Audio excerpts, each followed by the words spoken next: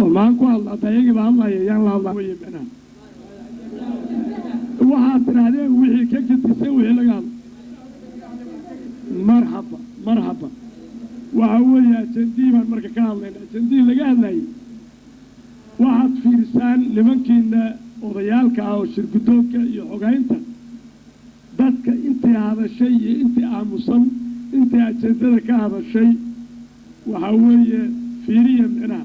iyo inta aamusan waxay u hadli waayeen waa inaad qiyaastaan markaas aad kula xukuntaan dadka meesha ninkii u hayay ergooyinka ninkii u hayay inuu 3 bilood ama 4 bilood dhaqaale ahaan iyo caafimaad ahaan iyo intaas oo umada soo celin karo ha soo istaago mikrofoonka ha yiraahdo أشياء اللي بروكها الله يا أنا دقالة وهي هديك لتو مثلا وحي لقى الله وعن طورني كنت قبقابو شركتونا فلان طورني وحي أي نوصل وحيين إنا نوصل إنه ينا نتينو حتى يهور الله نرانو لبدا كليا يعني سوينا سيدو تو يصودو مكتري دان وقتك معنا هذا وحروق هذا يا أنت قف سكدم هذا الشيء ونبان كلولي واحد كرة سنة كيوره هتو كرة سيا وين وفده وين وكرة سيا ماشي ساتشوب إلى تاي معناها تنيسو هرمري تايسو وحي إذا كيما سوتشتي قبقابي يو معاي جبكي يا الله الله يعني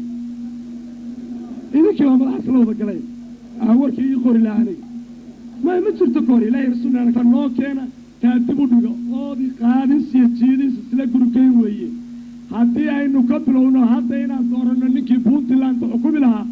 kabacdina sharcigiisa aynu ka hadalno kabacdina baarlamaankiisa ka hadalno kabacdi meesha fariisan lahaa yaadaan xaga ka soo bilowno oodi qaadis jiidis isla gurikay way wixii naloo soo dhigay midba mar ha naloo qabto aan ka hadalno aan tagno hadii kale micnaheedu waxay noqonaysaa taa la ii soo hormariyo haddaan iska dhex waayo aniga Xuseen Abshira gashiyo kowmalaha